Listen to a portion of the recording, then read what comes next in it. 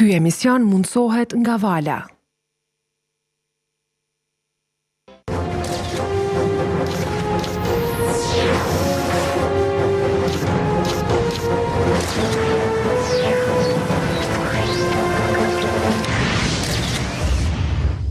Përshëndetje, zonja dhe zotëri, jemi drejt për drejt në studion e infomagazinës tonë Klan Kosova. Unë jam Kushtrim Sadiku dhe bashkë me ju gjatë minuta në vazhdim, ja cilat janë zhvillimet kryesore të ditës, të paralajmërojmë edhe debatin e sotëm në studio. Dialogu ndërmjet Kosovës dhe Serbisë do të përfundojë me njohje të ndërsjellë. Kosova ka mbështetjen e SBA-s derisa rruga nuk është zgjidhe për problemet politike në Kosovë. Presidentja Atifete Jahjaga flet ekskluzivisht nga Zagrebi në një intervistë për infomagazin. Subjektet politike opozitarë vendosën një pano të madhe pak para manifestimit të 28 nëntorit, ata bën thirrje për një pjesëmarrje sa më masive në manifestim. Në ndërkohë vetëvendosje aderoi ish avokati i popullit Sami Kurteshi. Pse nuk po zbatohet kontrata kolektive, ku qëndrojnë problemet? Ndiqni sot infomagazinën në debatin e ditës ku do të diskutojmë me aktorët kryesor rreth kontratës kolektive në kuadër të serisë temave për dialogun social. Edicionin e sotëm të infomagazinës do e nisim me paralajmërimin për intervistën që gazetari kolegu Kosovë Gjoci ka realizuar me presidentën e Kosovës Atifete Jahjaga. Zonja Jahjaga në këtë intervistë thekson se dialogu ndërmjet Kosovës dhe Serbisë duhet të vazhdojë dhe ky dialog sipas saj do të përfundojë me njohje të ndërsjellë pra të Kosovës dhe Serbisë. Zonja Jahjaga në këtë intervistë do të përqendrohet tek takimi që ka zhvilluar kokë më kokë me zëvendës presidentin Amerikan Joe Biden që ka zhvilluar në samitin e Brdo-Brionit në Zagreb, ndërkohë që flet edhe për situatën e fundit politike në Kosovë kur thotë se zgjidhja nuk është rruga. Do vazhdojmë menjëherë me intervistën realizuar nga Kosovë Gjoci në Zagreb me presidentin e Kosovës Atifete Jahjaga.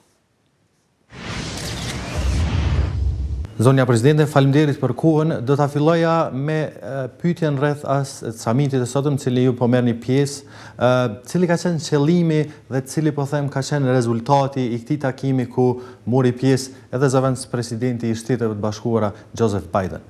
Rada këtij takimit të samitit të Brdo-Brioneve, këtë vit dhe këtë herë ishte i jashtëzakonshëm sepse ne kemi pasur edhe një takim në muajin korrik, por me qenë se ishim shumë tema të tjera të domosdoshme që të diskutohen në nivel të presidentëve dhe ishte rada të organizohet edhe një samit i jashtëzakonshëm dhe risia këtij samiti ishte që kishim prezencën e zëvendës presidentit të Shteteve të Bashkuara të Amerikës, zotit Biden, po ashtu kishim edhe presidentin e Bashkimit Evropian, ku temat të cilat dominuan diskutimin gjatë punimeve, si gjatë drekës, po ashtu edhe gjatë seancës plenare, ishin kryesisht që kanë të bëjnë me rrugën e integrimeve evropiane të të gjitha vendeve të rajonit të Evropës Juglindore apo të Ballkanit Perëndimor dhe aspekti i ekonomisë, zhvillimit ekonomik dhe çështjet e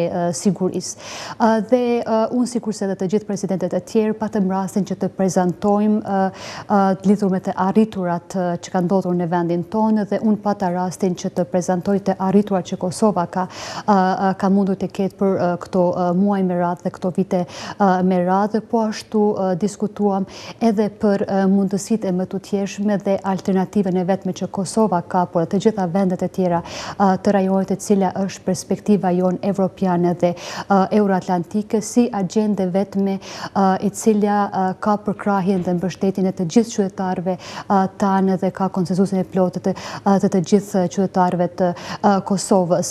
Dhe gjithashtu diskutuan edhe çështjet e tjera që kanë të bëjnë me sigurinë dhe që janë sfiduese për Kosovën, por edhe për të gjitha vendet e tjera të rajonit të Ballkanit Perëndimor, por sukseset të cilat Kosova i ka arritur në këtë fushë veçanërisht gjatë vitit të kaluar dhe këtij viti që kryesisht kanë të bëjnë me luftimin e ekstremizmit dhe në luftimin e radikalizmit të dhunshëm, që u theksua si një sukses i konsiderueshëm i shtetit ton. Po ashtu e diskutua edhe sfida e radhës që ka të bëjë me fluksin e madh të refugjatëve që u ballafaqohet të tërë Evropa, po veçanërisht po ashtu edhe vendet e Ballkanit perëndimor dhe sidomos në fazën dhe në periudhën kohore të cilën ne jemi duke hyrë.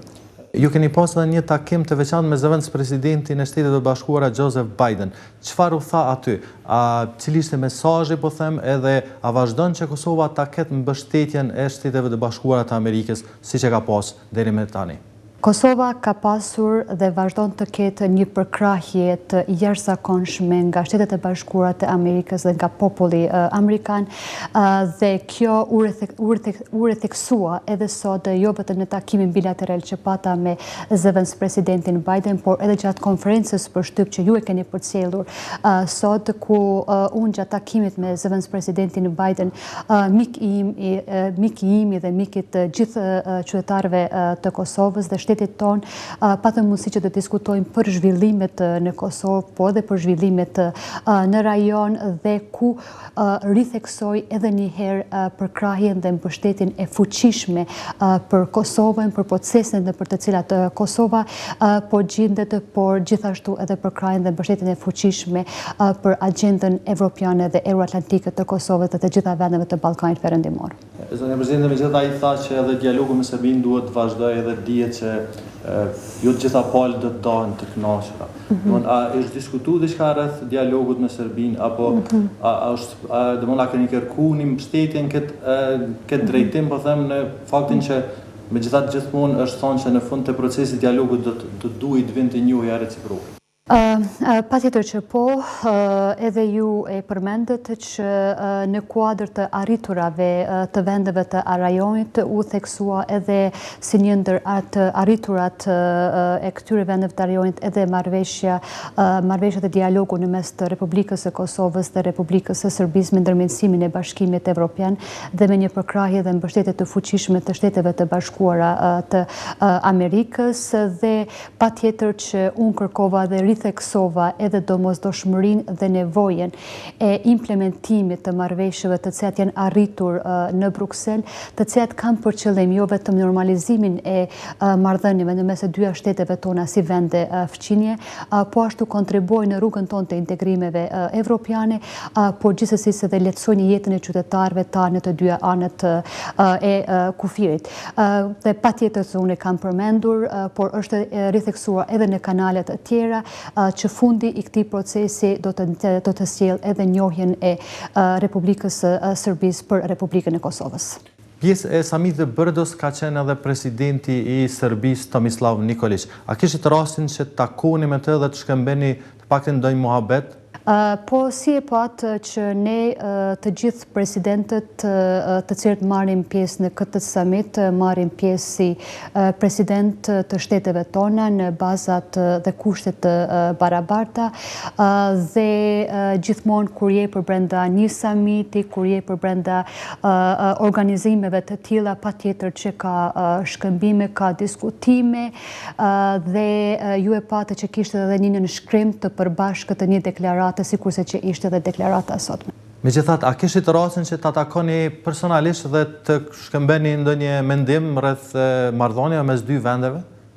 Unë thash edhe më herët që këto komunikime janë komunikime të rregullta me të gjithë presidentët që janë pjesëmarrës të konferencës. Dhe si me gjithë presidentët, por edhe veçanërisht me presidentin Nikolić, qëndrimi im është i qartë në karshi Kosovës dhe shtetet e pavarur tonë. Zonja Presidente, është përmend çështja e sigurisë, domthonë ka qenë një prej temave në këtë summit, ndërkohë dihet që në Kosovë kemi pas elemente caktuara, domthonë ose sheja po them që mund të rritet ekstremizmi fetar ose njerëz që janë të përfshirë në luftrat jashtë Kosovës. Domthonë është diskutuar kjo çështje edhe po them cilat kanë qenë kërkesat ndaj shtetit të Kosovës në këtë drejtim. Unë e përmenda edhe më herët që në kuadër të temave të cilat kanë dominuar diskutimin e sotshëm, ka qenë edhe tema që ka të bëjnë me fushën e sigurisë, veçanërisht për luftën efikase kundër terrorizmit, kundër ekstremizmit dhe kundër radikalizmit të dhunshëm.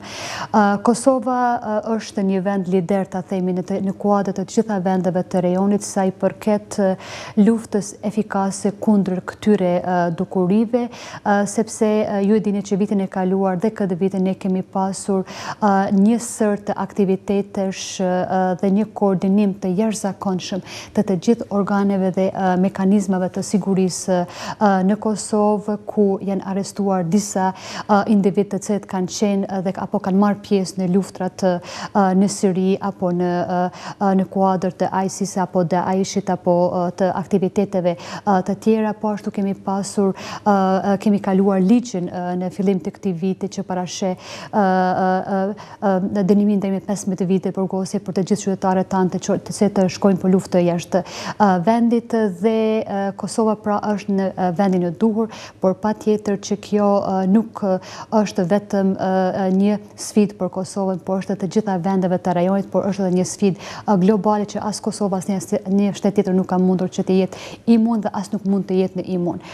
Por një çështje dua ta ritheksoj dhe të bëjtë qartë për të gjithë qytetarët tanë që Kosova s'ka qenë kur dhe nuk do të jetë kur qerdhe e këtyre individëve apo këtyre veprimeve dhe aktiviteteve.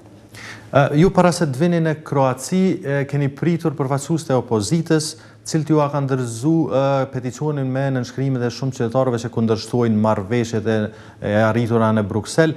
Ndërkohë, a ka plan që ju të takoni përsëri, të takoni vërtet përsëri përfaqësues edhe opozitës, po edhe të pozitës, në mënyrë që të kaluhet bllokada që momentalisht ka kaplu institucionet e Kosovës? Si president e vendit, si faktori i unitetit dhe si garantues i funksionimit demokratik të institucioneve të Republikës së Kosovës, ju e dini që edhe një muaj më herë ku kanë filluar takimet e para si me liderët e pozitës, po ashtu dhe me të opozitës, ka qenë kërkesë e imja dhe vazhdon që të jetë kërkesë e imja e vazhdueshme që neve duhet të japim hapësirë dialogut politik dhe zgjidhjet janë për brenda këtij formati dhe për brenda dialogut dhe komunikimit të mirëfillt në mes të gjitha subjekteve politike parlamentare.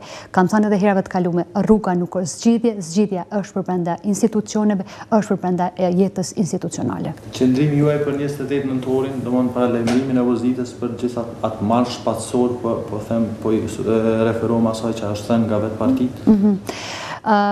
Neve kemi pasur një traditë dhe një kulturë të gjatë si popull dhe si qytetar të shtetit tonë, që kemi bërë dallime, festën me festë dhe aktivitetet tjera me aktivitetet tjera. Dhe unë them që duhet t'i lëjmë vendit për festë, në qoftë se ka vend për festë, dhe përsëri them që është dialogu politik, nuk është rruga, por është dialogu politik, ajo e cila e zgjidh të gjitha mos pajtimit dhe mos kuptimin mes vete. Faleminderit shumë për kohën. Ju lutem. Ishte intervista e Kosovgjocit realizuar me presidentën e Kosovës Satifete Jahjaga në Zagreb. Ndërkohë, presidenti Jahjaga sot në Prishtinë ka thënë se zgjidhja e vetme krizës politike është dialogu dhe vetëm dialogu, ndërka sa i përket sjelljeve të presidentit serb ndaj saj gjatë punimeve të samitit Brdo-Brioni që mbajt pra një ditë më parë në Zagreb, ajo ka thënë se ato nuk janë të rëndësishme dhe se nuk i komenton fare këto deklarata të shkurtra. Jahjaga i bëri pas vizitës që i bëri sot të qendrës për viktimat civile dhe gratë e dhunuara në Prishtinë.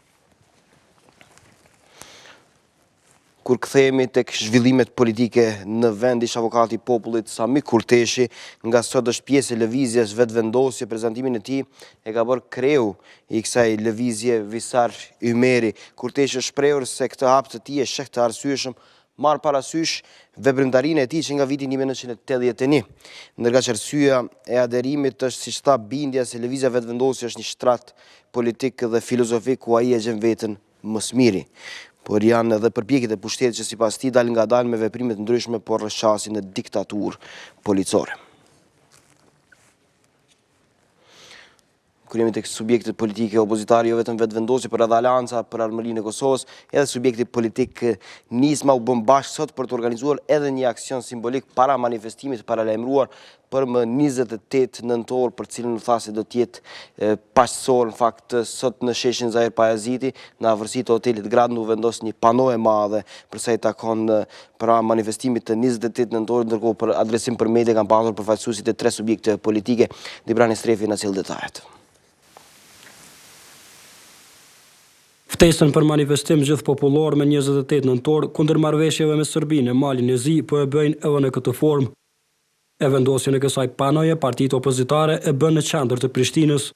Shërben si një ftesë për gjithë qytetarët e Kosovës, që në mënyrën më paqësore, më dinjitoze dhe madhështore, me datë 28 nëntor në ora 14 në sheshin Hajzeraj-Beqajit, së bashku të manifestojmë kundërshtimin ton. Ndërka Gjevat Bislimi nga Nisma për Kosovën, po thotë se të shtunën do të përçohet një mesazh për të gjithë miqët e armiqët e Kosovës. Ti thonë jo këtyre marrëveshjeve, të japin porosi miqve dhe armiqve se këto marrëveshje nuk do të kalojnë në Kosovë. E kundër këtyre marrëveshjeve, opozita po thonë se gjithmonë do të jenë bashkë. Zëri jonë është një zë i 3 subjekte opozitare, por ne konsiderojmë që ky është zë i gjithë qytetarëve të Republikës Kosovës, të cilët në zemrën e tyre e kanë kundërshtimin për gjitha aktet, gjitha marrëveshjet që bën ndam të substancës shtetë. Të gjithë përfaqësuesit e partive opozitare garantuan se manifestimi 28 nëntorit do të jetë i qetë.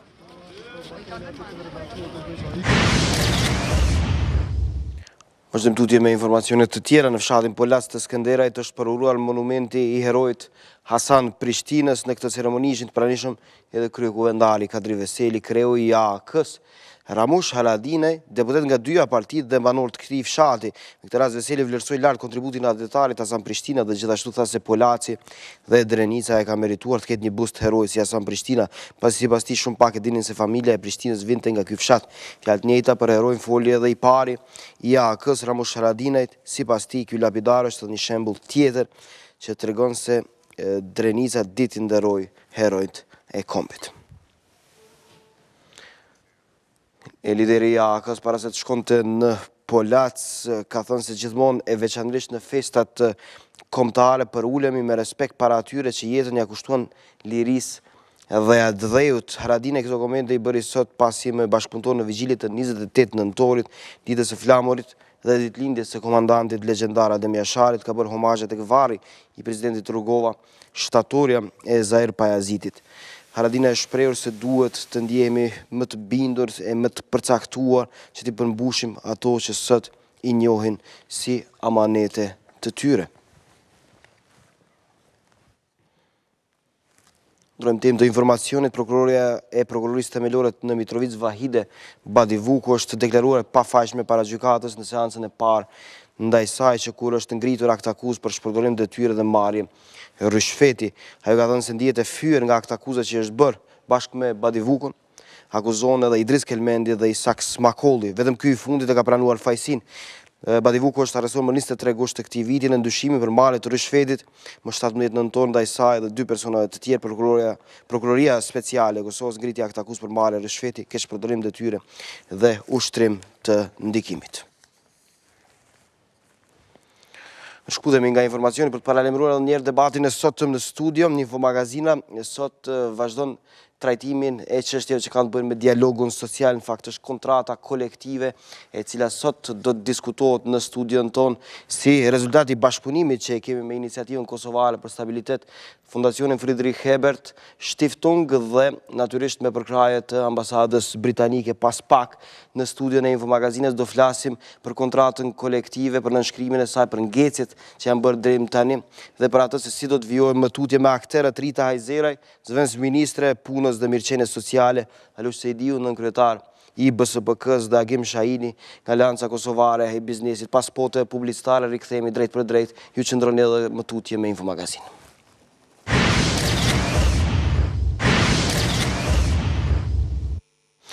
Buje madhe u bë kur ish kryeministri, Hajzeraj-Beqaj nënshkroi kontratën kolektive vitin e kaluar para zgjedhjeve parlamentare bashkë me anëtarët të Këshillit Ekonomiko-Social. Kontratë që përcakton drejtat e obligimet punëdhënës dhe punëmarrës duket se nuk e pati të lehtë jetësimin, mbase janë shumë arsye konkrete pse nuk ndodhi kjo. Përfshirë ato politike marrë parasysh se një periudhë kohore pati një ngërsh politik. Sektori privat luajti rolin kryesor, nga ana tjetër kur rodat ekonomike bën për vete edhe qeverinë për t'i kthyer shpinën sindikatave. Kësaj kontrata kolektive mbeti e pazbatuar deri në fund, me pak fjalë për ta thënë më troq. Infomagazin bashkëpunim me iniciativën kosovare për stabilitet dhe Fondacionin Friedrich Ebert do të tentoj ta shtjelloj këtë temë sot në kuadër të trajtimit të dialogut social. Ky debat mbështetet po ashtu edhe nga ambasada britanike. Cilat janë sfidat dhe ku qëndrojnë problemet, kush po ngec në kryerjen e obligimeve të veta. Sot debatojmë me akterët në studio. Rita Hajzeraj-Beqaj, ministre e punës dhe mirëqenies sociale nga kraji Majt, mirëserdhje zonë. Mirëserdhje, faleminderit. Alush Sejdiu, nënkryetari BSPK-s nga kraji Midyazët, Sejdiu, mirëserdhje. Mirëserdhje, faleminderit për ftesën. Agim Shahini, kryetari i Aleancës Kosovare të biznesit, zoti Shahini, mirëserdhje në studio. Mirëserdhje. Po japim hapësirë edhe përparësi sindikalistëve në fakt për të shpalosur shqetësimet e tyre, me që kontrata kolektive në fakt ende nuk është zbatuar në plotëni. Duket sikur keni mbetur vetëm, zoti Sejdiu, nëse të paktën i referohemi pamjes parë, institucionit dhe odave ekonomike.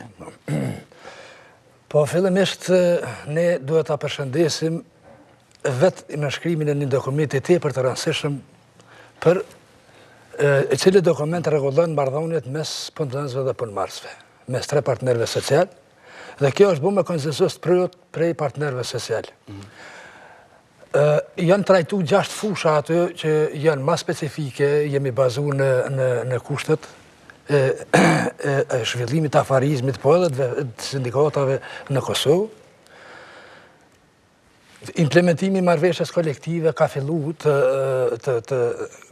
tani këtë vit, domethënë edhe ashtu ka qenë prej janarit të vitit 2015. Më tepër jemi fokusuar tek stazhi i punës ose përvoja e punës 0.5%, që mund të themi se në sektorin publik nuk kemi shumë vrejtje në rreth implementimit të kësaj pike të marrëveshjes. Të lashe po ju bëjmë privatët? Po, të probleme kemi të sektori privat. Cilat janë problemet?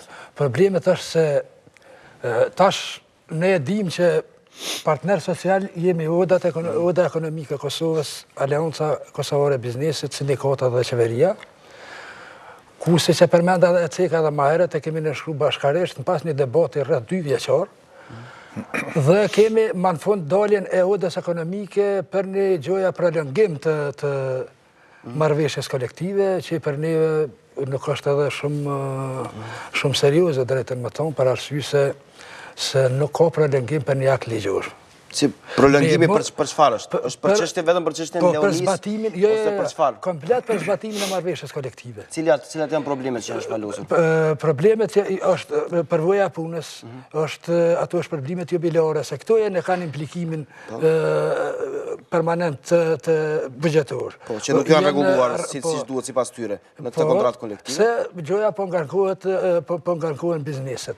Mirë po, ne mund debatojmë, mund sjellim amendamente, edhe ashtu zhvillojmë dialog mes partnerëve social, po marrëveshja duhet të implementohet. Marrëveshja duhet të implementohet. Absolutisht. Dhe të lashet po i bëjmë privatet. A ja japim fjalët zotit Shahini, problematikët sipas zotit Alush jeni jo në fakt privatet. Ju që mbroni interesat e biznesit privat. E dinë zoti Alushi që ne nuk kemi ata problematikët, as sektori privat nuk është problematikë, sepse sektori privat edhe Aleanca e Biznesit, edhe Oda Ekonomike, kanë qenë ata që e kanë nxit vetë këtë marrëveshje, bile përpiluste e marrëveshje kolektive, ka qenë Zeneta Daci, atëherë që ka përfaqësuar Odën Ekonomike në Këshillin Ekonomik Social, me tërë potencialin e saj, dhe ne e kemi prezantuar një dokument si të tillë, pas shumë një debatit të gjatë, ma shumë se 2 vjetë. Aleanca Biznes ka qenë në disa pika ka dhënë vrejtje, por më në fund kemi arritur një ujdi dhe asnjëherë punëtorët në Kosovë nuk kanë më shumë të drejta se sidomos vitin 2015 dhe këndej. Të shqetësime që dhe Alush që i shpalosi, që ju i keni nxjerrë sipërfaqe. A i konsideroni ju shqetësime të tilla? Gjithmonë çdo shqetësim që sindikata e paraqet në Këshillin Ekonomik Social, ne e trajtojmë bashkarisht si Këshill Ekonomik Social, ku janë përpos neve si përfaqësues biznes sindikata është edhe qeveria, me 5 përfaqësues ministror, dhe i trajtojmë jo vetëm me dëshirë të njënës palë, por me mundësi të gjithëve se çka kemi ngecë dhe çka mund të avancojmë pozitën e punëtorëve. Askush në Kosovë nuk dëshiron që të ketë një trajtim jo të mirë për punëtorë, bile sektori privat. Shumë trajton mirë sektori privat punëtorë. Po, shumë pika të kësaj marrëveshjes kolektive i ka trajtue edhe i ka zbatu ende pa u nënshkruar kjo marrëveshje. Ta marrim shembull sektori prodhues. Nuk ka në asnjë sektor prodhues në Kosovë që nuk i ka plotësue këto kritere të kërkuara nga sindikatat para se të nënshkruhet kjo. Dhe unë mendoj që sektori privat, sidomos ndërmarrësit dhe kompanitë e fuqishme, për çdo ditë janë duhet përmirësuar gjendjen edhe të aktivitetet e veta biznesore, por edhe të punëtorëve. Pse s'po implementohet në plotëni, zoti Shahini? Nuk e di cila Ju thoni se nuk është problemi tek privatët, nuk është problemi tek kodat ekonomike, tek kush është problemi? Unë mendoj që marrëveshja kolektive është zbatu edhe pa u nënshkruar. Sindikata po thotë jo. Po dëgja, sindikata gjithmonë kërkon më tepër. Por ne gjithmonë e dhejmë maksimumin për plotësim të standardeve minimale për punëtorin. Mirë, zoti Shahini dhe zoti Sejdiu në fakt kanë qëndrime të ndryshme përse të zbatimit, patjetër ministria po e ndjek me shumë vëmendje këtë debat. Ju si zëvendës ministre si e shihni këtë problem dhe ku mendoni se çalon, ku mendoni se është problemi që nuk po zbatohet në plotëni marrëveshja kolektive? Po tash, marrëveshja kolektive vetë si dokument, si akt juridik, i cili ka derivu prej ligjit punës, jo gjithmonë edhe pala e bizneseve, po edhe pala e punë-kërkuesve që është BSPK-ja, që i mbron të drejtat e punëtorëve, jo gjithmonë kanë qenë të kënaqur me zbatimin e ligjit punës, apo edhe me përfshirjen e elementeve të ndryshme për zbatimin e këtij ligji. Dhe nga kjo, sipas përvojave të shteteve evropiane, ka dalë kërkesa që të ekzistojë një akt juridik që është marrëveshja kolektive. Në këtë rast, partner të kësaj marrëveshje janë qeveria e Kosovës, që është mbikëqyrëse kryesore e respektimit kësaj marrëveshje, është oda ekonomike e Kosovës dhe BSPK-ja, që i përfshin palën tjetër. Në këtë aspekt, ne si Ministri e Punës dhe Mirëqenies Sociale e kemi Këshillin Ekonomik Social që është në mënyrë të drejt për drejt e kyçne edhe në implementimin e marrëveshjes kolektive, po ashtu edhe në implementimin e ligjit punës. Ne e dim dhe jemi të vetëdijshëm që kjo marrëveshje kolektive ende nuk e ka kaluar as një vjet e gjys, pra i ka një vjet e ca, që është miratuar nga qeveria dhe respektivisht është nënshkruar nga kryeministri i atëhershëm. Dhe si e tillë, kjo marrëveshje pikat kryesore deri me tani, ne si Ministri e Punës dhe Mirëqenies Sociale jemi munduar që të arrijmë të zbatojmë. Një ndërto është edhe 0.5% e pagës vjetore, pagës në total, që veç ka fillu të zbatohet. Kjo ka qenë ndër kërkesat primare, apo të mund të themi ndër kërkesat kryesore, edhe nga ona e BSPK-s, po edhe nga ona e odave. Në këtë aspekt, unë mendoj që duhet jenë më këmbgudse edhe odat, po edhe BSPK-ja, në mënyrë që kërkesat e punëtorëve, po kërkesat edhe të punëdhënësve, sepse në marrëveshje kolektive përfshihen edhe të drejtat e punëdhënësve.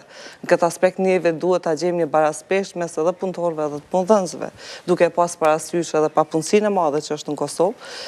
Në këtë aspekt unë konsideroj që pjesë kryesore të kësaj marrëveshje janë duke u zbatuar.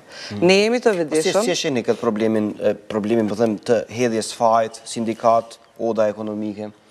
Ku sheni problemin? Normalisht që gjithmonë... A sheni më shumë problemin tek privatët, në fakt? Jo, tek sektori privat? odat ekonomike normalisht që duhet gjithmonë t'i mbrojnë të drejtat e bizneseve. Dhe nga ana e tyre gjithmonë shihet e drejtë kërkesat që i bëjnë për bizneset e tyre. Nëse shohim anën tjetër të punëtorëve, edhe këta i kanë të drejtat e tyre për kërkesat e punëtorëve. Në këtë rast, bashkëpunimi mes ministrisë, BSPK-s, odave ekonomike, duhet jetë i mirëfillt, duhet jetë transparent, duhet jetë jo vetëm i njanshëm, sepse nga ana e qeverisë ekziston vullneti që kjo marrëveshje të respektohet, edhe është interes i qeverisë që të respektohet, dhe sidomos në institucione shtetërore neve nuk kemi asnjë problem me respektimin e marrëveshjes, po i thëmë pikat cilat kanë filluar të zbatohen. Normalisht që ne takimet e kesit edhe kesi si institucion në vete, po punon vazhdimisht që kjo kontratë kolektive nëse nuk gjenë zbatim edhe ka mangësin të ardhmen mund të ndrohet apo të rishiqohet edhe të vjen një marrëveshje tjetër kolektive. Ka kaluar një periudhë kohore që kur është arritur kjo ide, ju e thatë edhe vetë edhe në hyrje, e tha që është punë që e ka kryer. Por gjithmonë, as odat ekonomike, as BSPK-ja, nuk mund gjejnë arsye të thonë se kjo marrëveshje kolektive nuk është e mirë, sepse këta kanë qenë pjesëmarrës cilët bashkarisht e kanë përkra edhe janë dakordu që kanë komunikuar zonja Hajzeraj me juve, ajo kanë shpalosur problemet ose shqetësimet ku çalon, cilat janë probleme, çfarë mund të ndryshohet, qoftë sindikatat, qoftë odat ekonomike. Vazhdimisht a mund të shpalosim të tua themi njerëzve në fakt cilat janë. Vazhdimisht Këshilli Ekonomik një takim shumë shpejt. Po, ne kemi takimet e gjithmonë që i mojmë të regulltat të kesit, Këshillit Ekonomiko-Social, që jemi të tri palët aktiv edhe jemi prezent aty, dhe kemi shumë shpejt mbledhjen, pikrisht bile është edhe marrëveshja kolektive si pikër e një ditës, se cilat do diskutohet, se cilat kanë qenë të arrituna dhe cilat janë ngecjet, se çka duhet punojmë tash e tutje dhe çka dakordohemi në këtë aspekt. Unë mendoj që kjo marrëveshje kolektive normalisht nuk ka gjetë zbatim në plotni, sepse ne kemi probleme edhe me zbatimin e ligjeve. Ka shumë ligje që nuk zbatohen tek ne. Andaj duhet ta gjejmë një model, apo mund ta gjejmë një formë më të mirë për respektimin e kësaj marrëveshje.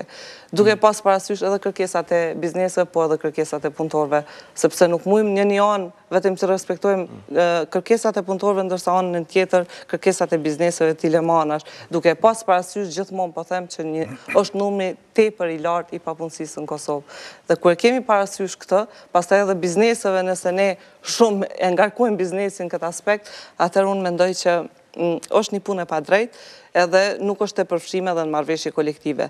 Dhe shumë qartë marrëveshja kolektive i përfshin të drejtat e të dy palëve, që është një marrëveshje që do duhej edhe odat ekonomike të respektojnë edhe bizneset, sepse kanë qenë vetë prezente edhe pjesëmarrëse në hartimin e saj. Zonja Hajzeraj thotë që gjitha palët keni qenë aty kur e keni nënshkruar marrëveshjen dhe me siguri e keni lexuar dokumentin kur e keni nënshkruar. Këtu çfarë problemi, po del një farë të lashtë, dikush se pas ka lexuar mirë si duket. Jo, kur e kemi nënshkruar. Ndoshta ju si sindikat? Kur e kemi nënshkruar, kemi lexuar, po kemi lexuar dhe kemi draftuar para nënshkrimit. Dhe çfarë, cili është problemi? Jo, nuk është debati i parë që e bëjmë rreth marrëveshjes kolektive. Apo kupton? Po ka kaluar një periudhë kohore. Edhe se sindikat, ne kemi falendëruar të dyja palët, gjithë partnerë social për kontributin që e kanë dhënë. Këtu nuk ka dilemë. Se po mos kishte qenë dakordimi i gjithë partnerëve social, draftimi edhe nënshkrimi në marrëveshje kolektive kish me qenë tepër problematik. Atëherë cili është problemi? Problemi është në implementimin e saj që e dim shumë mirë që ne kemi qenë dhe jemi koshient 3 partnerë social që ka me pas pengesa. Rrugës në implementimin e marrëveshjes përgjithshme. Keni qenë ndjeni? Po, kemi qenë ndjeni. Keni dyshuar? Absolutisht, kemi qenë ndjeni, për arsye se është tepër e pamundur që absolutisht një dokument në 100% të implementohet. Për që ata është dialogu social edhe zhvillohet dialogu social mes partnerve dhe shqeqohen mundësit reale edhe budgetore edhe të biznese po edhe të budgetit Kosovës që të implementohen pikat cilat janë më thelbësore edhe cilat kanë efekte në përmirësimin e standardeve dhe kushtet të punëtorëve. Tani, zotnia Agimi sigurisht që kjo ka qenë edhe pjesë e nënshkrimit marrëveshjes kolektive, gjithashtu edhe oda ekonomike, po ka e din edhe kjo që në sektorin privat kemi absolutisht, jo vetëm mos implementim të marrëveshjes kolektive, dispozitave, se jo të marrëveshjes, po dispozitave, marrëveshjes Shahini po kolektive. thot edhe pa u shkruar marrëveshje kolektive, sektori privat i ka kemi edhe mos implementim të dispozitat ligjit punës. Se jo vetë marrëveshjes kolektive, në plot kompani private, kemi të kalim të orarit punës, kemi mosnjohje të përvojës, kemi pagesa jo që i plotësojnë bile kushtet minimale të punëtorit. Jo dinitoze. Po, jo dinitoze. Kemi rreth pushimeve, bëhen shkelje këto. Po, Ministria e Punës, po Ministria e Punës edhe qeveria ka në obligim përmes inspektoratit që ta monitorojnë këto shkelje, edhe na kemi kemi kërkesa edhe ankesa që i drejtojmë të sekretariati punës për këto çështje. Sidomos në sektorin e ndërtimit edhe në sektorin e shërbimeve. Si keni evidentuar në fakt që bizneset private, zoti Alush, nuk i përfillin rregullat elementare që ju i përmendët? Po zoti Kushtrim, shumë thjesht, se na kemi antarë që punojnë aty. Kemi antarë që punojnë aty. Nga privatët? Po, nga privatët, absolutisht. Kemi antarë aty që punojnë edhe ata i tregojnë gjitha këto. Mirë, po na i kemi dhonë gjithmonë përparësi dialogut. Dhe do të mundohemi që problemet i zgjedhim me dialog. Po, tani edhe roli i kesit nga shumë kush nuk po kuptohet. Edhe puna e kesit nga shumë kush, do me thonë, është pak topsi edhe e Këshillit Ekonomik Social, që nuk e ka bo një informacion më të mirë për punën cilën e bën kesi edhe ka bo deri me tash. Për dikan është një organizëm shumë i panjoftën. Mirë, për Këshillin Ekonomik Social do përgjigjet zëvendës ministrja pas pak para kësaj të jap fjalën zotit Shahini për shqetësimet e zotit Sejdiu, në fakt. Ai po insiston, në fakt. Natyrisht se ideal nuk ka asgjë dhe ne dimi se ka dhe shkeljet e ligjit të punës nga... Po thot për ideal, po thot për elementare. Edhe për elementare. Ka raste kur disa kompani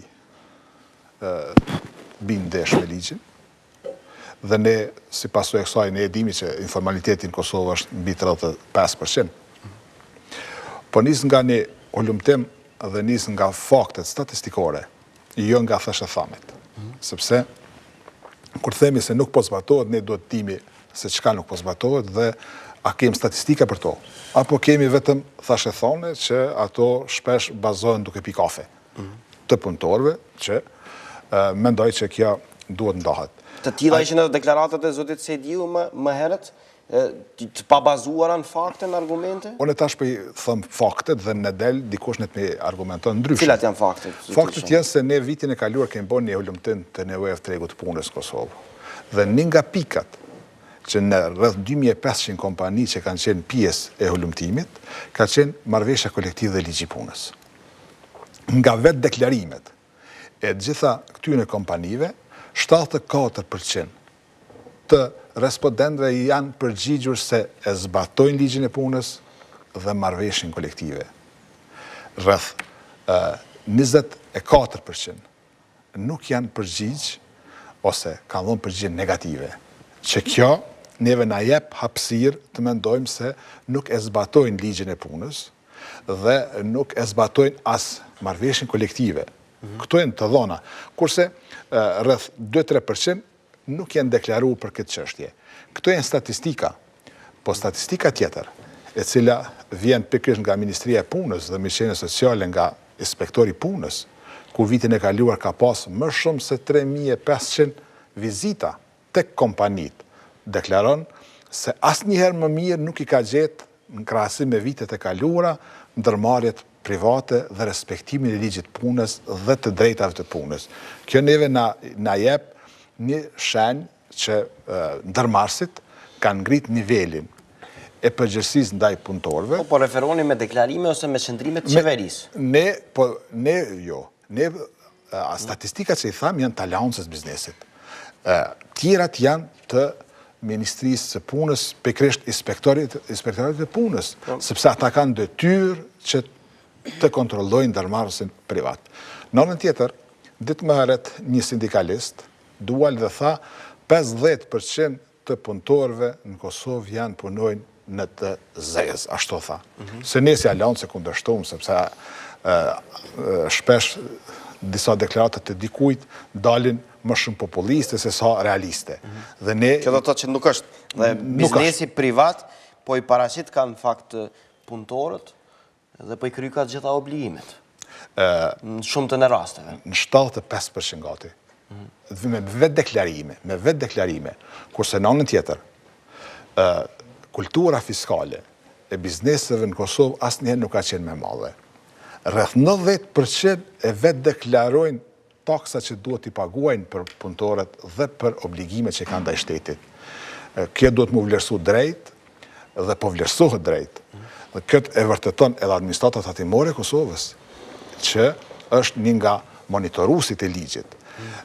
Ligjet aktuale që i kemi në shumicën e rasteve nuk zbatohen në përputhshmëri, por kjo nuk do të thotë që shumica nuk i zbatojnë.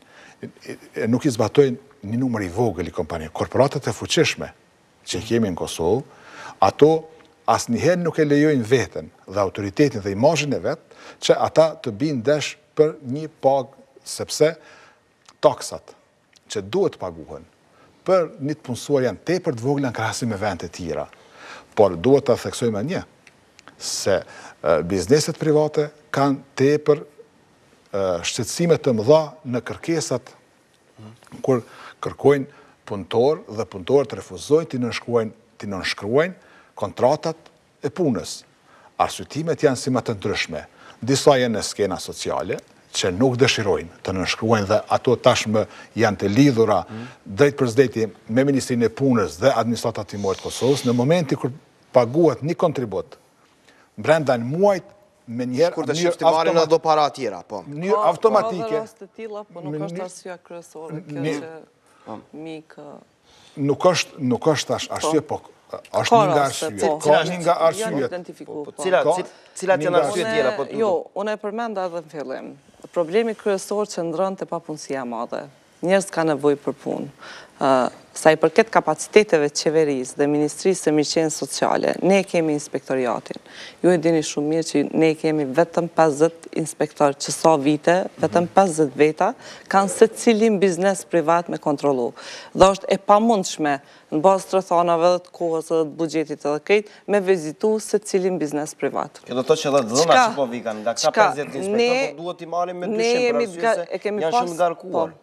Kushtrim ne kem pas si vjetë edhe fushatën sensibilizuese për punëtor, për qytetar, që bizneset cilat nuk arrin kohë të caktuar të vizitohen nga inspektoriati i punës, ata punëtor t'jenë transparent me inspektoriatin dhe mos të hezitojnë vinë të lajmërohen, sepse do t'jenë shumë konfident, edhe dhanat e tyne, edhe interesi tyne dhe gjitha. Po për çudi hezitojnë. Shumë punëtor hezitojnë për shkak që frigohen që e humbin vendin e punës.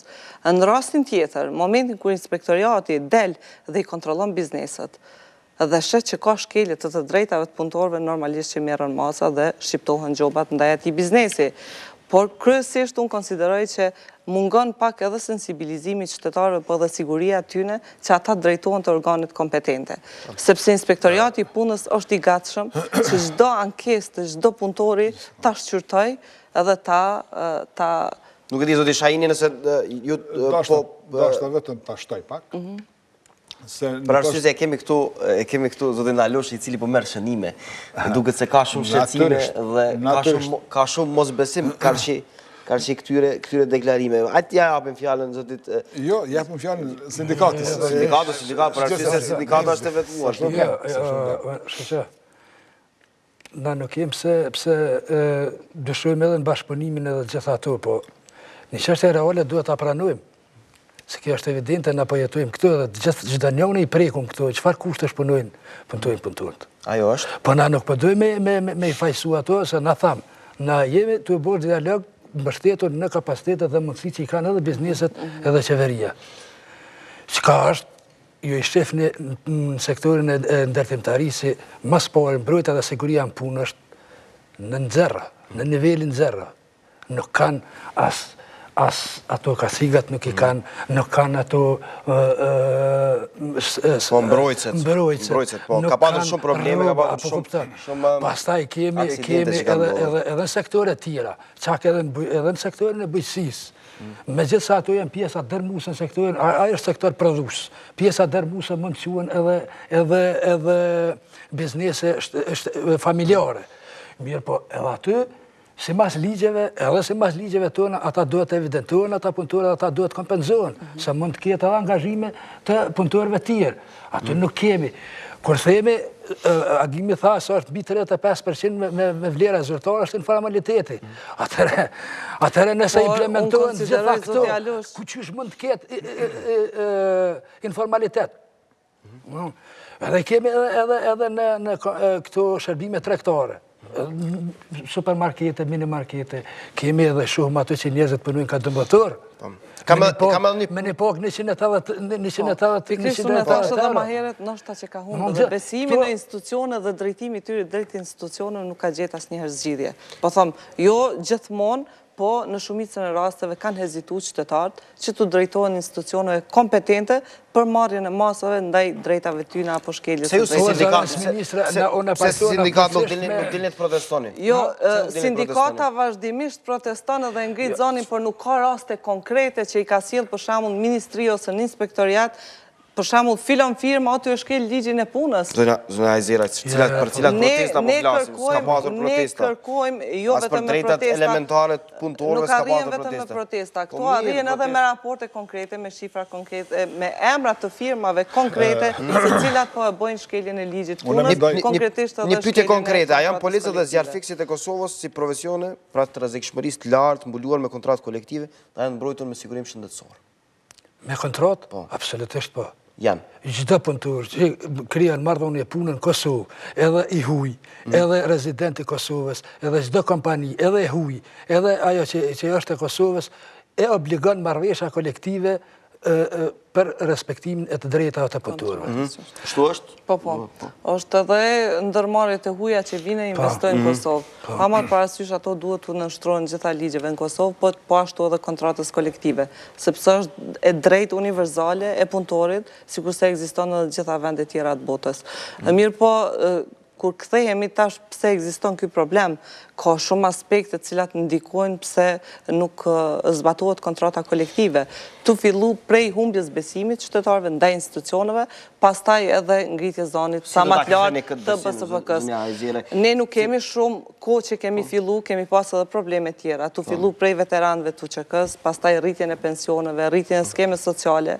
Kriza politike e cila është një kriza politike që kanë ndiku dhe po vret, po megjithatë unë mendoj që secili në sektorin e tij duhet merret me punë të përditshme dhe kemi bë mjaft punë sa i përket. A ka ndikuar kjo krizë politike, po them, në çështjet konkrete, siç është për shembull kontrata kolektive, se punë që është dashur ta bënin ministri? Kriza politike mund të ndikojë sepse agjende medjave bëhet kriza politike, protesta, ndërsa nuk bëhet agjende medjave, çështje sociale e shumë jetën e qytetarit.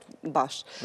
Ndërsa projektet, ligjet, udhëzimet administrative po përgatiten nëpër ministri dhe në qeveri. Nuk ka ngecje të hartimit të ligje, por implementimi dhe miratimi nga ana e Kuvendit Kosovës është i mangët, ju po e shihni. Dhe kjo mund të reflektoj ma vonë, nuk po them për momentin, por ma vonë mund të reflektoj në mosbatimin e ligjeve apo mospatjen e ligjeve që janë shumë të domosdoshme. Si arritët të gjeni zgjidhje me sindikalistët e arsimit? Ata një kohë gjatë protestuan, shfaqën shqetësime për shkak të kontratës sektoriale dhe kolektive. Si arritët të gjenit paqe bashkë me ta? Ata gjithmonë kanë pas kërkesa që t'ju nifet stazhi i punës në pensione prej vitit 90 deri në 99. Ndërsa ne si qeveri e Kosovës ju kemi premtuar që vetëm është pranuar ky fakt edhe ky aspekt dhe janë pajtuar sepse kërkesa e tyre ka qenë kjo. Ndërsa ne si qeveri mund të krenohemi që kemi arritë të ndajmë buxhetin për këtë kategori dhe për kategorinë tjetër e cila përfshihet në ligjin e pensioneve. Së bashku duket se shumë të fortë, zoti Sejdiu, në fakt, ata kur kërcënojnë dhe kur bëjnë ndonjë veprim më radikal, me të vërtet trondisin vendin. Andaj institucionet duket se me dojmos duhet, na i përgëzojmë ata duhet bënë edhe jo ashtu. Jo, na bojmë se ata janë sindikalista sikur na. Por ata me vendime pak Po më ata ndryshme. kanë një sektor shumë ma specifik i cili ka ndikimet më njerët aty për të atyshme, se ata ndërprejnë mësimin edhe ato efektet shifen më njerë. Unë nuk mendoj që gjithmonë me protesta duhet të arrihen qëllimet. Sigurisht. Se ka dhe forma tjera, ne kemi Do ishte vetëm... puna pak më mirë. Ka instrumente tjera që po ndikojnë edhe mund të ofrojnë palët që të bisedojnë edhe gjenë zgjidhjet më të mira. Ndoshta nga njëherë kur palët nuk janë dakord që të gjenë një zgjidhjet përbashkët, atëherë dalin protesta dhe bashkë që atëherë nuk mujnë me arritë qëllimin e duhur. Mendoj që duhet protestohet ose jo? Natyrisht se duhet protestohet kur janë argumente forta pse të protestohet. Por jo që me protestat të sjell krizë më të madhe se aja çka kanë filluar. Prandaj duhet të ndahet kjo. Ne mendojmë se punëtorët e Kosovës janë të trajtuar mirë, ka hapësirë të trajtohen më mirë, edhe në sektorin privat dhe publik, po punohet këtë drejtim. Ndërmarrësit kosovar janë të përkushtuar që së pari t'ua japin pagën në kohën e duhur, që është një nga brengat të mëdha, dhe është një nga stesë të mëdha të bizneseve, se si t'ua japin pagën në fund të muajit. E dyta, si ti trajtojnë ata sa më mirë në bazë të drejtave të tyre në vend të punës. Ne i kemi më shumë se 35.000 punëtorë që janë në kompanit e aleancës biznesit, dhe ne spaku në vit rreth 30% të tyre i vizitojmë dhe bisedojmë me ta. Mirë, jemi në 5 minutë që në fundit të debatit. Tu e kemi zëvendës ministrën, cilën shqetësim doja shpalosni zëvendës ministrët para takimit të radhës të kesit. Po, mos të harrojmë edhe kesin ta shpjegojmë shqetësimin e zotit Alush më herët për shkak të rolit cilin duhet ta ketë. Lutem. Ne kemi dhënë një propozim që rreth ligjit punës që duhet të ndryshoj për pushimin e Cili është propozim? lërnisë. Më konkretisht lutem, zotisht. Sepse aktualisht është barë e madhe e bizneseve dhe sektorit privat, pushimi i lërnisë që është më tepër e ngarkonat. Dhe ne kemi propozuar që të ndajmë proporcionalisht me qeverinë e Kosovës. Dhe nëse ne do të arrim këtë, mendoj se kjo është brenga kryesore. Brenga kryesore, kjo është, për arsye se ne nuk dojmë që ta diskriminojmë të drejtën e femnës në punë. Qartë. Dhe kjo do të... Ju kërkoni zgjidhje nga institucionet për shkak të kësaj. Dhe këtë po kërkojmë bashkarisht. Temën e parë që kemi diskutuar në këtë emision. Bashkarisht do të zgjedhë modalitetin më të mirë dhe do të marrë modalitetin nga vendet. Dhe kjo, ne do t'i propozojmë qeverisë së Kosovës se paga që do të ndahet për pushimin e lërnisë të merret nga fondi për shëndetësi. Dhe kjo do të mbulon dhe me siguri që qeveria do të ndëgjojë zërin tonë. Zoti Alush, shkurtimisht para se t'japim fjalën për mbyllje. Ne do të ngrisim shtetësimin e ndryshimit të kategorizimit këtë pagës minimale në Kosovë. Absolutisht kjo duhet marrë fund për arsye se edhe udhëzimit administrativ i s'ka dhënë afati. Konkretisht. Si do të kërkoni atë? Pastaj do të dialogojmë lartësinë e pagës minimale në Kosovë. Paga minimale e kemi zgjedhur formulën se si do të zgjedhet. Jo të kategorizume. Dhe këtë nuk mund ta kërkon as sindikata as ne që të bëjmë ndryshim sepse është formula. Paraprakisht kemi zgjedhur formulën se do të zgjedhet. Le ta dëgjojmë zotin Alush po. Dhe aja do të zgjedhet. Tash sa do të jetë do ta dialogojmë. Për ndryshu duhet ndryshu. Këtu e kemë pëlqimin besoj edhe të partnerëve tjerë social. Monitorimi më i mirë i implementimit ligjit punës edhe të marrëveshjes, zbatimit të marrëveshjes përgjithshme. Edhe një tjetër? Fokusimit e vetëm të neni mbi pushimin e lehonisë për neve është pak se jo e arsyeshme. Për arsye se ka edhe kërkesa tjera të janë tepër jo të favorshme për punëtorët. Dhe ka shqetësime tjera relevante. Zonja Hajzeraj, lutem gjitha këto shumë shkurtimisht jemi në 2 minutat e fundit. Sa i përket funksionimit kesis si institucion, me vetë faktin që të 3 palët marrin pjesë dhe me vetë faktin që çdo vendim merret në bazë të debatimit, debateve, dëgjimeve publike, kjo tregon që vendimet nuk merren në mënyrë të njanshme. Pra debaton edhe BSPK-ja, edhe odat ekonomike, edhe qeveria dhe vinë një zgjidhje që ajo zgjidhje i konvenon të 3 palëve. Jo gjithmonë 100%, po maksimumi mundshëm i 3 palëve, i kërkesave të 3 paga palëve. minimale. Sa i përket pushimit të Leonis, ligji për pushimin e Leonis është në plotësim ndryshim. Ky ligj do të mbahen debate publike, do të mbahen edhe me organizata jo qeveritare, do të mbahen edhe me përfaqësues të BSPK-s, edhe me përfaqësues të bizneseve private. Dhe do të gjendet zgjidhja më e mirë që është e përshtatshme. Po gjithmonë po flas duke nxjerrë statistika të sakta edhe fakte të sakta se sa ka ndiku pushimi i Leonis në kalumen dhe sa do të ndikonte nëse ky pushim i Leonis zvogëlohet. Sa i përket veç ta preku se përmendi edhe sigurimin shëndetësor, është e vërtet që është një mangësi që ende nuk e kemi fundin për sigurime shëndetësore, sepse shtetet tjera e kanë dhe një pjesë shumë të mirë të pushimit të Leonis e mbulon ky fond. Ndërsa ne po presin si qeveri që edhe ky fond të bëhet dhe ky problem mos jetë në të ardhmen. Po ashtu pajtona me zotin Alush, i cili tha që mos të fokusohemi vetëm te Leonia, sepse kemi mjaft probleme tjera duke fillu prej sigurisë në punë të punëtorëve e plot probleme tjera të cilat i tangentojnë këtë shoqëni. Sa i përket sensibilizimit të qytetarëve të kesit, të funksionimit të kesit, vetë pjesëmarrja e akterëve të ndryshëm tregon se këta akterë duhet të flasin me elektoratin e tyre, po e thëmë këtë rast, për t'i informuar apo për t'i sensibilizuar pak ma shumë pjesën për cilën ata debatojnë apo pjesën për cilën ata i përfatsojnë. Kushtim vetëm rreth marrëveshja kolektive, duhet të thëmë një detaj që është shumë rëndësi. Shumë shtete marrëveshje kolektive nuk kanë dhe nuk ju ekziston, sepse kanë ligjin e punës. Ne këtë kemi bërë vetëm ta kënaqëm sindikatën, që është edhe një dokument tjetër.